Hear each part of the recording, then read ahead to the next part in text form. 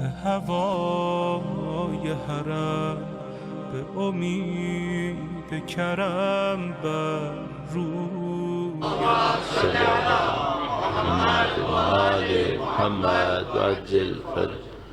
پوری نماز کے اندر انگلیاں کھول کے نہیں رکھنی ہوتی، بند کرنی ہوتی، اسے نہیں کھولیں.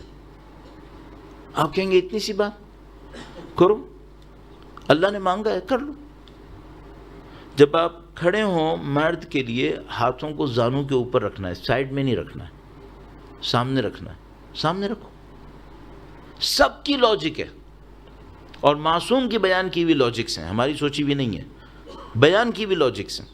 ہاتھ سامنے ہونے چاہیے، سائڈ میں نہیں ہونے چاہیے. مثال کے طور پر جب رکوع کریں تو انہوں نے کہا ہے کہ ہاتھوں کو صرف رکوع میں ایک جگہ ہے جہاں پہ انگلیاں کھلتی ہیں، باقی سب جگہ پہ انگلیاں بند رہتی ہیں. رکوع میں صرف ایک جگہ پہ انگلی کھلتی ہے. انگلیاں کھولیں، تھوڑا سا جو اپنے نیز ہیں اس کو پش کریں پیچھے کی طرف. کمر اسٹریٹ ہونی چاہیے، گردن بھی سیدھی ہو، جھکی بھی نہیں ہو، اسٹریٹ رکھیں. کانسیپٹ کیا ہے؟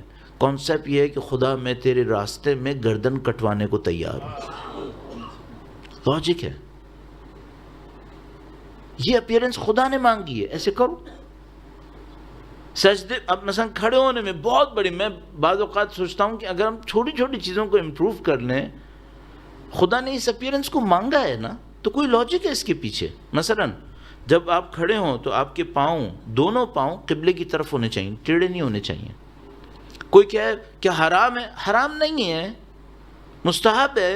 اس سے نماز امپروو ہوگی، اور نماز امپروو ہوگی تو یہ سمجھ لو آپ نے سب کچھ ٹریگر کر دیا، بہتر ہوتا چلا جائے گا. تو ابھی دوسرا دن ہے مجلس کا، میں دوسرے دن میں اس کو عرض کر رہا ہوں تاکہ انشاءاللہ میں اور آپ پریکٹس کریں گے 10 دن، کہیں سے کہیں پہنچ سکتے ہیں ہم. اچیومنٹ ہونی چاہیے نا.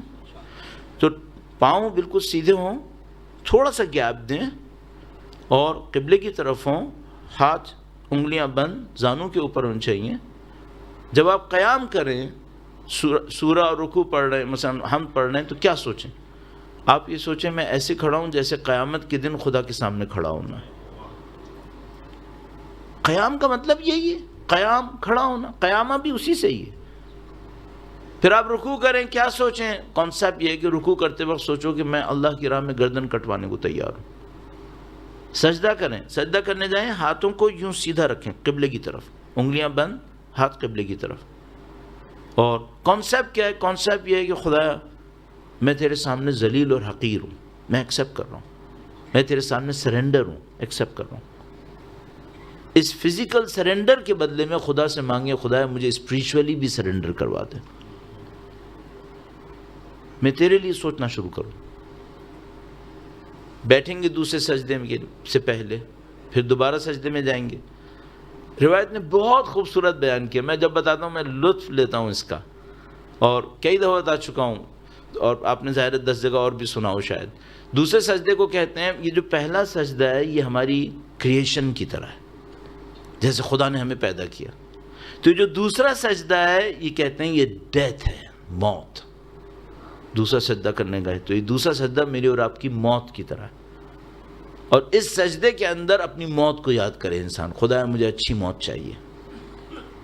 اور اس دوسرے سجدے کے بعد اگر دوسری رکعت ہوئی یا آخری رکعت ہوئی تو آپ نے تشہد پڑھنا ہے. کیسے تشہد پڑھیں؟ یہ سوچ کے پڑھیں کہ خدایا اس گواہی کو قیامت کے دن مجھ سے قبول کر لے. تو اگر کسی کا تشہد خراب ہوا تو قیامت کے دن شاید اس کی گواہی بھی صحیح نہیں ہوگی. یہ سب آگے تک جائے گا.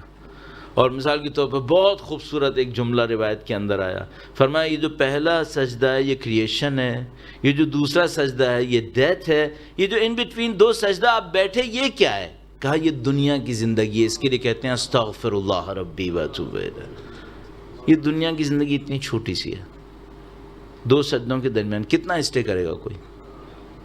کہا یہ استغفر اللہ ربی واتوب الیہ، کیونکہ خدا سے دوری کی جگہ ہے. یہ نماز امپروو کریں گے، بہت ساری چیزیں امپروو ہوتی چلی جائیں گی. درود بھیجے گا محمد و آل محمد پر. صلی علی محمد محمد عاجل فرجم. وہ جو